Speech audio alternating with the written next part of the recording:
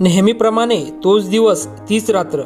कधी चांगला दिवस येईल अशी अपेक्षा तिने कधीच ठेवली नव्हती. अदिती ही एक अशी मुलगी होती जिच्या आयुष्यात कधीच सुख आनंद राहायचे दिवसच नाही आले. नेहमी तिच्या आयुष्यात दुःख, रडणं आणि समजून घेणं हेच होत राहायचं. तृप्ती म्हणजे अदितीची खूप जवळची बालमैत्रीण. त्या दोघींचं खूप जमायचं. ती सगळं शेअर करायची.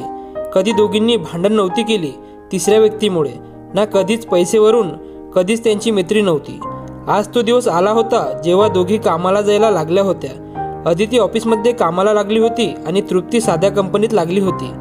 कारण तृप्तीचे शिक्षण तर झाले होते पण कम्प्युटर कोर्स नव्हते झाले, त्यामुळे ती कंपनीमध्ये काम करायला लागली होती. दिवस जसजसे पुढे जात होते तसतसे अदितीच्या आयुष्यामध्ये खूप खराब दिवस येत चालले होते. 2-3 महिन्यानंतर अदितीच्या ऑफिसमध्ये एका माणसांनी कंप्लेंट केली अदितीची, तेही तिची चूक नसताना. सांगितलं गेलं की ह्या नीट काम करत नाही, फोनवर बोलत बसतात, आणि सरांनी ते ऐकून अदितीला कामावरून काढून टाकले. खरं सत्य तर हे होते की त्या माणसांनी 2-3 दिवस चुकीचे काम केली होती. तेव्हा अदिती त्या माणसाला ओरडली होती. त्याचा राग घेऊन सरांसमोर कंप्लेंट केली आणि ते सर त्या माणसावर जास्त विश्वास ठेवत होते. अदितीने विचारलं देखील तिच्या सराला माझी काय चूक होती, मी कुठे चुकली होती. सर बोलले तिला की माझ्या माणसावर जास्त विश्वास आहे, ते खोटं तर नाही बोलणार माझ्याशी. ते कामगार माझ्यासोबत खूप पहिलेपासून काम करत आहेत. आणि हे ऐकून अदिती खूप खचून गेली होती.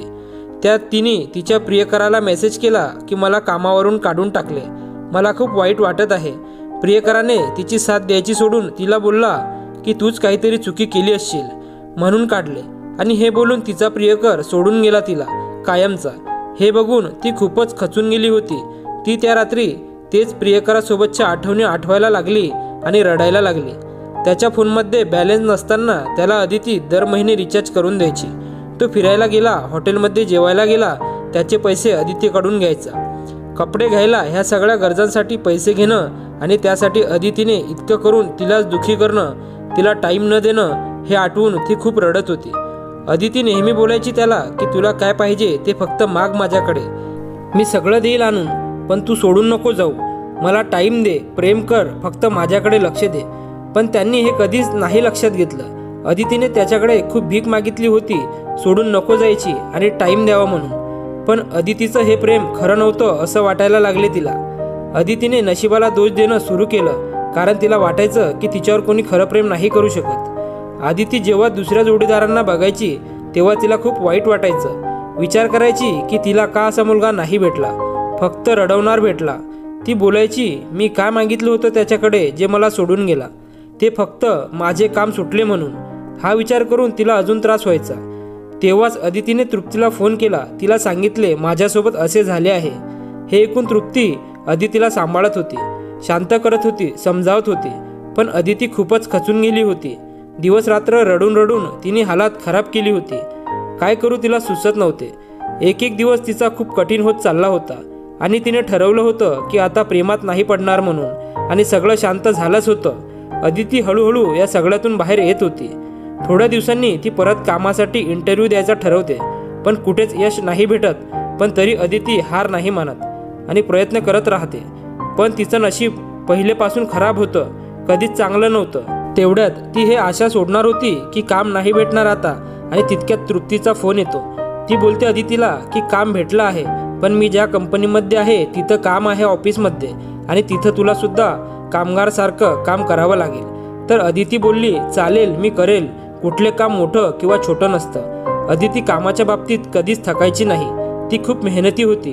पण अदितीची एक भीती बसली होती मनात. ती ही होती की कामाला लागली तर हे सुद्धा काम नाही सुटणार ना. कारण अदितीने पहिलेपासून जिथे जिथं कामाला लागली आहे तिथं तिथं नेहमी तिच्या प्रेमात कोणी ना कोणी पडायचं, आणि ती त्या मुलाला नकार दिला तर ती नोकरी गमावून बसायला लागायची. त्यामागचं कारण हे होतं की अदितीचा स्वभाव खूप चांगला होता, आणि त्यात अजून तिसरं कोणी नसून तिच्या प्रेमात दरवेळी तिचे जे सर किंवा मॅनेजर पडायचा. आणि कधी काम करणारे एम्प्लॉईज असे एका कामावर नाही अनेक जागी झाले होते. पण अदिती नकार द्यायची तर तिला कामवरून काढून टाकायचे. तिच्या मनात ही भीती होती की ती जात नव्हती.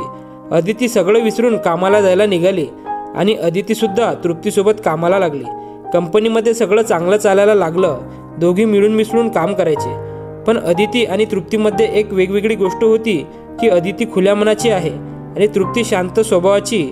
अदिती सगळ्यांशी खुल्या मनाने बोलायची, खूप मस्तीखोर आणि हसवणारी होती.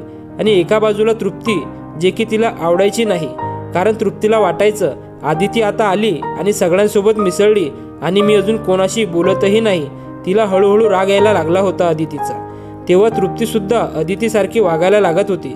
पण सगळे अदितीलाच महत्त्व देत होते, कारण अदिती कुठले दुःख किंवा सुख दाखवत नव्हती.